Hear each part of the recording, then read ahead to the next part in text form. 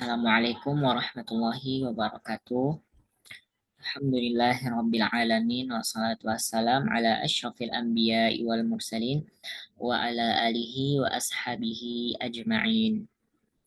Segala puji kita panjatkan dan syukurkan atas kehadiran Allah Subhanahu wa taala yang telah memberikan kita beribu-ribu nikmat dan nikmat kesehatan sehingga kita masih dapat merasakan kehidupan pada saat ini. Salawat beriringan salam tak lupa pula kita junjungkan kepada baginda besar kita Nabi Muhammad Sallallahu Alaihi Wasallam. Baiklah, untuk tidak memperpanjang kata-kata mukadimah, eh, di sini saya akan menjelaskan tentang konsep dasar, proses, dan peran guru administrasi sarana dan prasarana dengan mata kuliah administrasi dan supervisi pendidikan. Nah, sebelumnya perkenalkan nama saya Alan Rahman Rendra dengan NIM 2200378. Saya dari Departemen Pendidikan Khusus.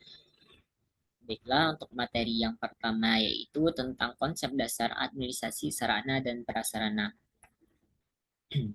Menurut konsepsi lama, administrasi sarana dan prasarana itu diartikan sebagai sebuah sistem yang mengatur ketertiban peralatan yang ada di sekolah.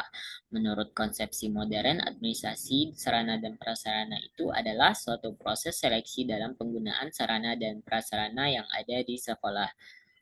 Salah satu aspek yang mendapat perhatian utama dari setiap administrator pendidikan adalah mengenai sarana dan prasarana pendidikan. Secara etimologis, sarana berarti alat langsung untuk mencapai tujuan pendidikan. Sarana pendidikan umumnya mencakup semua peralatan dan perlengkapan yang secara langsung dipergunakan dan menunjang dalam proses pendidikan. Harus sesuai dengan proses pembelajaran, seperti gedung, ruang belajar atau kelas, alat-alat atau media pendidikan, meja, kursi, laboratorium, dan sebagainya. Sedangkan yang dimaksud dengan prasarana adalah fasilitas yang secara tidak langsung menunjang jalannya proses pendidikan, seperti halaman yang bagus untuk melakukan pembelajaran, kebun atau taman sekolah yang enak dipandang, jalan menuju ke sekolah mudah, tetap sekolah, dan sebagainya.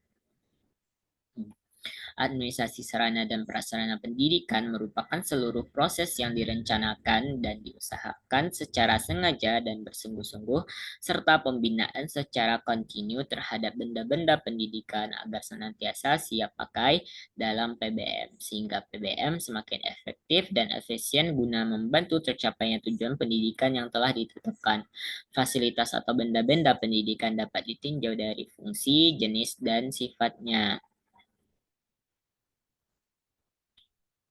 Untuk materi yang kedua yaitu tentang eh, proses administrasi sarana dan prasarana. Nah, untuk yang pertama yaitu perencanaan. Perencanaan administrasi sarana dan prasarana.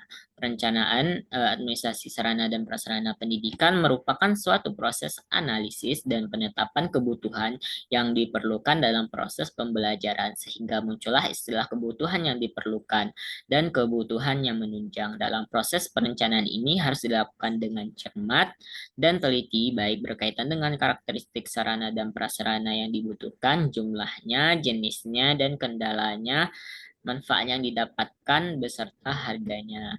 Berkaitan dengan ini, Jones 1969 menjelaskan bahwa perencanaan pengadaan perlengkapan pendidikan di sekolah harus diawali dengan analisis jenis pengalaman pendidikan yang diprogramkan di sekolah. Menurut Sukarna 1987 adalah sebagai berikut.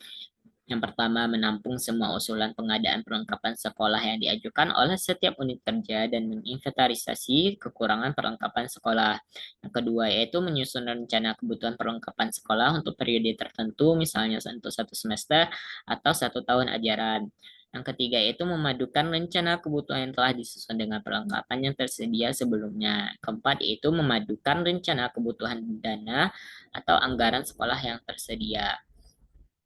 Yang kelima yaitu memadukan rencana kebutuhan perlengkapan yang urgen dengan dana atau anggaran yang tersedia. Maka perlu diadakan seleksi lagi dengan melihat skala prioritas. Yang terakhir yaitu penetapan rencana pengadaan akhir. Nah, untuk yang kedua yaitu pengadaan sarana dan prasarana. Pengadaan sarana dan prasarana pendidikan di sekolah pada hakikatnya adalah kelanjutan dari program perencanaan yang telah disusun oleh sekolah sebelumnya. Dalam pengadaan ini harus dilakukan sesuai dengan rencana yang telah disusun sebelumnya dengan memperhatikan skala prioritas yang dibutuhkan oleh sekolah dalam menunjang keberhasilan pelaksanaan proses pembelajaran. Memilih sarana dan prasarana bukanlah berupa resep yang lengkap dengan petunjuk-petunjuknya, lalu pendidik menerima resep begitu saja. Sarana pembelajaran hendaknya direncanakan, dipilih, dan diadakan dengan teliti sesuai dengan kebutuhan sehingga penggunanya berjalan dengan wajar. Untuk itu, pendidik hendaknya menyesuaikan sarana pembelajaran dengan faktor-faktor yang dihadapi, yaitu tujuan apakah yang hendak dicapai, media apa yang tersedia, pendidik mana yang akan mempergunakannya, dan peserta didik mana yang dihadapi. Faktor lain yang hendaknya dipertimbangkan dalam pemeliharaan sarana pembelajaran adalah kesesuaian dengan ruang dan waktu. Nah, yang ketiga yaitu inventaris sarana dan prasarana. Inventarisasi dapat diartikan sebagai pencatatan atau penyusunan daftar barang-barang milik negara secara sistematis, tertib, dan teratur berdasarkan ketentuan-ketentuan atau pedoman-pedoman yang berlaku. Hal ini sesuai dengan Keputusan Menteri Keuangan Republik Indonesia nomor Cap titik 225 garis miring MK garis miring V garis miring 4 garis miring 1971 bahwa barang milik negara berupa semua barangnya berasal atau dibeli dengan dana yang bersumber baik secara keseluruhan atau bagian sebagainya dari APBN ataupun dan lainnya yang barang-barangnya di bawah penguasaan kantor Departemen dan Kebudayaan, baik yang berada di dalam maupun luar negeri. Nah, yang keempat yaitu penyaluran administrasi sarana dan prasarana. Ini merupakan kegiatan yang menyangkut pemindahan barang dan tanggung jawab dari instansi atau pemegang yang satu kepada instansi atau pemegang yang lain. Kegiatan penyaluran barang meliputi 3 bagian, yaitu yang pertama penyusunan alokasi, yang kedua pengiriman barang, yang ketiga penyerahan barang. Dalam penyerahan barang, hendaklah tidak dilupakan untuk mengisi daftar penyerahan barang yang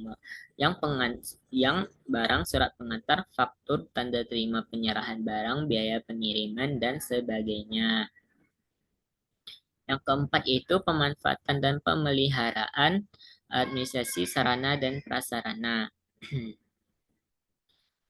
Sarana dan prasarana merupakan penunjang untuk keaktifan proses belajar mengajar. Barang-barang tersebut kondisinya tidak akan tetap, tetapi lama-kelamaan akan mengarah pada kerusakan, kehancuran, bahkan kepunahan.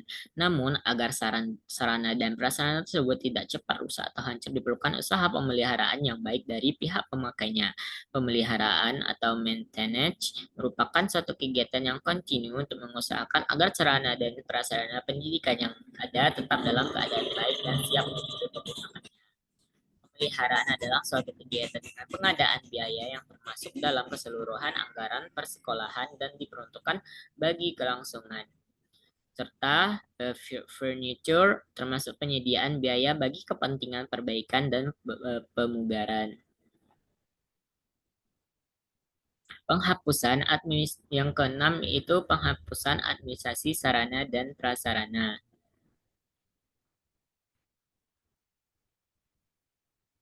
Penghapusan administrasi sarana dan prasarana barang-barang yang sudah ada di sekolah, terutama yang berasal dari pemerintah khusus sekolah negeri, tidak akan selamanya bisa digunakan dan dimanfaatkan untuk kepentingan pendidikan.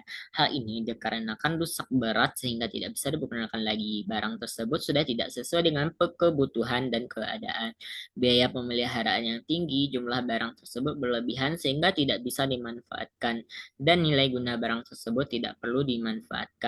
Dengan keadaan seperti di atas, maka barang-barang tersebut harus segera dihapus. Artinya menghapus barang-barang inventaris itu milik negara dari daftar inventaris sesuai dengan ketentuan yang berlaku.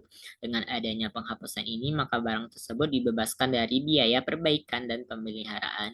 Selain itu, dengan adanya penghapusan ini akan meringankan beban kerja inventaris dan membebaskan tanggung jawab sekolah terhadap barang tersebut. Selanjutnya yaitu yang ketujuh yaitu tentang pengawasan administrasi sarana dan prasarana. Pengawasan bukan merupakan suatu pengaturan yang kaku dan akan membatasi ruang gerak masing-masing fungsi pengelolaan, tetapi merupakan koordinasi serta akselerasi bagi seluruh fungsi pengelolaan administrasi, sehingga pemborosan waktu, tenaga, dan biaya dapat dihindarkan. Baiklah, untuk materi yang terakhir yaitu tentang peran guru dalam administrasi sarana dan prasarana.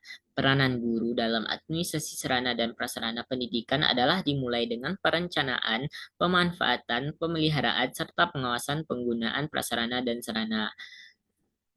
Kebijakan pemerintah tentang pengelolaan sarana dan prasarana sekolah tentang di dalam Undang-Undang Nomor 20 Tahun 2003 tentang Sisdiknas pasal 45 ayat 1, yaitu setiap satuan pendidikan formal dan non formal menyediakan sarana dan prasarana yang memenuhi keperluan pendidikan sesuai dengan pertumbuhan dan perkembangan potensi fisik, kecerdasan intelektual, sosial, emosional, dan kejiwaan peserta didik. Adapun peran guru dalam administrasi sarana prasarana sekolah yaitu yang pertama terlibat dalam perencanaan pengadaan alat bantu pengajaran. Yang kedua yaitu terlibat dalam pemanfaatan dan pemeliharaan alat bantu pengajaran yang digunakan guru. Nah, yang ketiga yaitu pengawasan dalam penggunaan alat praktek oleh siswa.